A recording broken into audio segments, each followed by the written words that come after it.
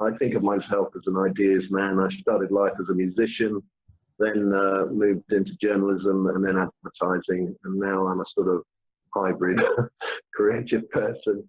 But my passion project at the moment is starting this arts academy for fine arts and also the creative industries.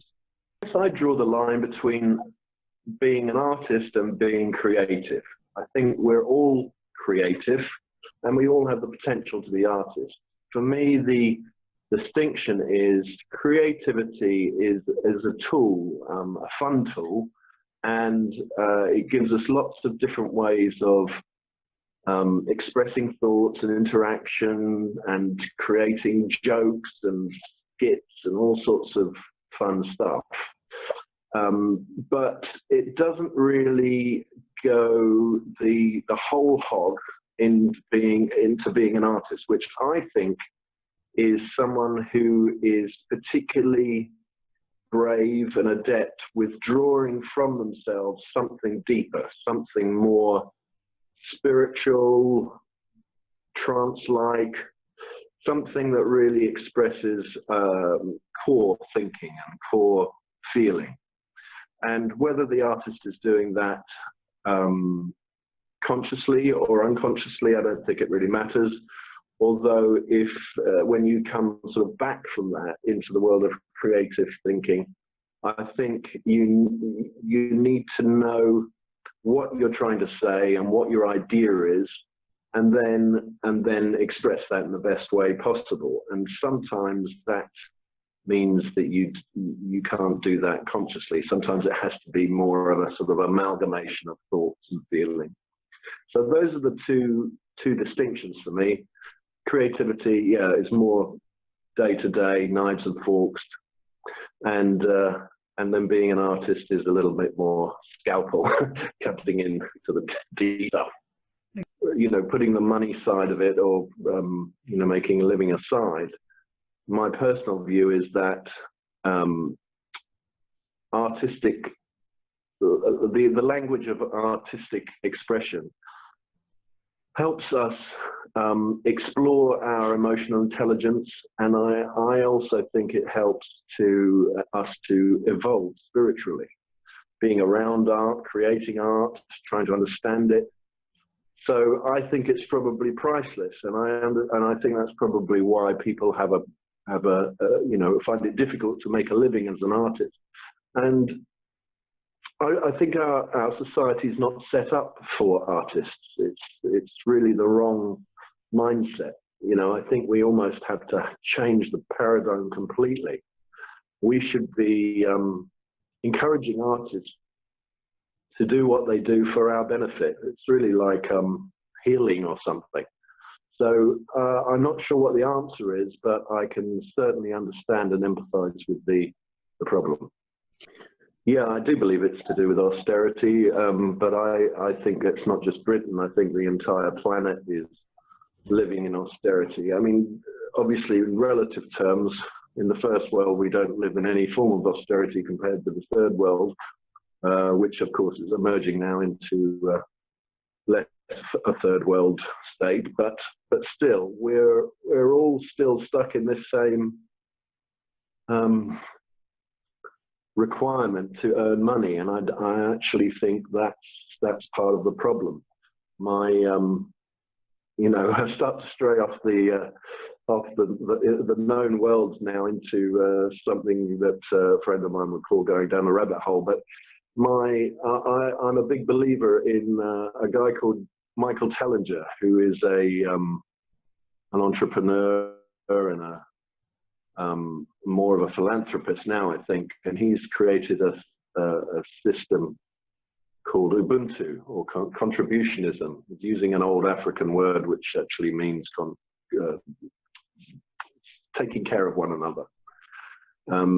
And I believe that our society needs to change in something of that sort, into something of that sort, for artists to be truly valued. Everybody should be valued in the same way for their contribution. And I think only then will the jobs like caring for others and being an artist will be truly appreciated for what they are. Our system's sort of upside down at the moment.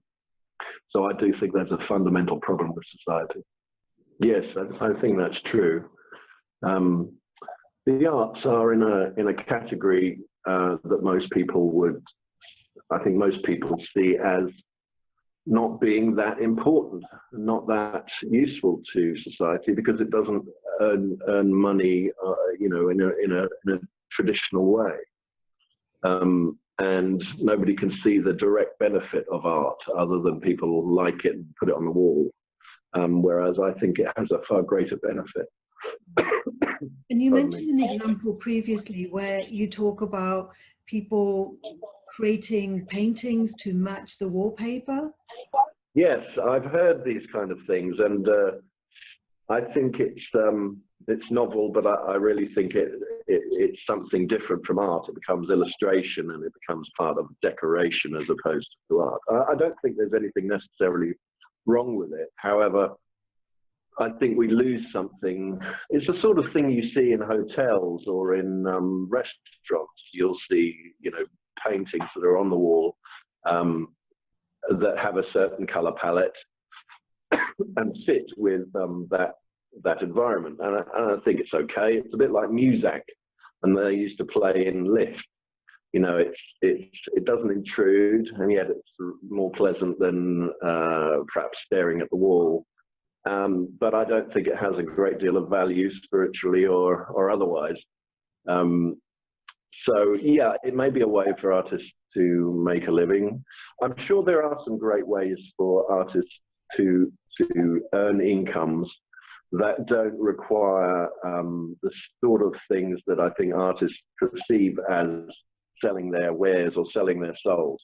I think in the whole cryptocurrency world and crowdfunding world, there are new and microfinancing. There are new models coming up all the time that could potentially allow artists to feel better about receiving some payment for what they do, and allowing a lot of other people to benefit from their art.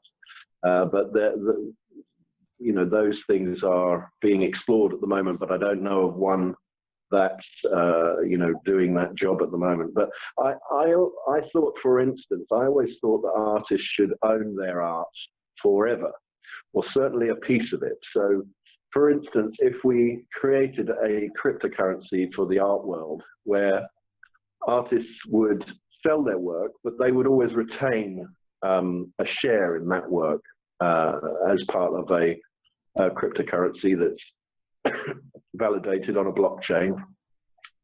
Then when the art is resold and sold on, you know, sometimes many times over for increasing amounts, they would receive a share of that. And I think that would be a lot fairer, you know, of that kind of art. But I'm sure there are many other ways we could come up with, perhaps using blockchain, that would allow artists to make a better living from the display of their art, and having it licensed, for instance, having a share of the royalties if the art's reproduced. But those structures just need to be put into place. It doesn't have to be just a sale from one person to another, selling that art, and it's no longer seen again by the artist. I mean, the industry at the moment is set up to have art sold by others, by agents and the galleries and so on. But I wonder if there isn't a better online version where fans of the art, like in music, you know, there are plenty of great examples. There's a guy called Josh Garrels from Portland, who is a musician and an artist, and he is completely funded by his fan base. He has a sort of crowdfunding model where I believe his supporters take or get a piece of the profits of his albums and output, and some special privileges as far as seeing him play live or buying his music. And it's a wonderful exchange, you know, that he's paid, and he can buy you know, his instruments and build his studio and release his albums to his community, and his community love that, and they pay him to carry on doing that. I love that as a model, and I wonder whether that wouldn't work quite well for artists as well. Well, having watched the community, there's good interaction, as you're suggesting. It becomes a conversation, and there are requests and there are feedback. So it becomes more than just an artist isolated working in their studio. I'm so sorry. And you know, there's more of an interaction and a participation of the audience, and in a positive way, not in a way that necessarily restricts the Josh or the artist. I think it's a really healthy thing. Collaboration is one of the best ways to do any creative project. I think, you know, it makes it much more fun and exciting. I agree with you, because it's in that collaboration that we can create the synergy, and synergy is very important, isn't it, for creativity? It certainly is. And we bring, of course, our various backgrounds and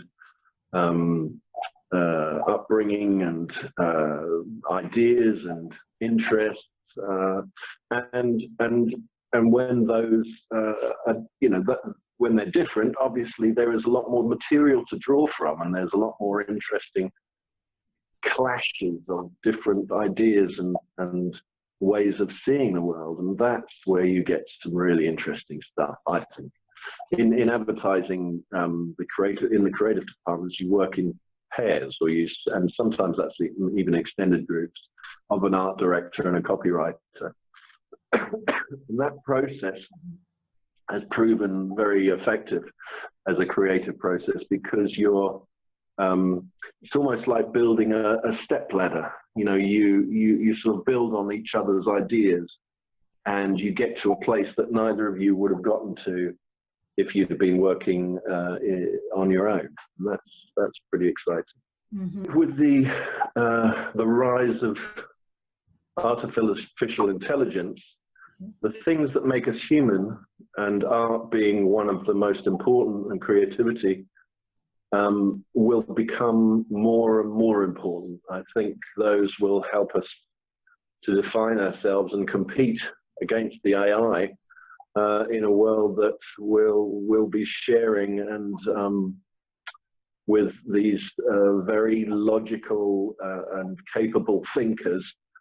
But you know, that will help us to become, or give ourselves the space to do the things that humans do best. So creativity is one of those.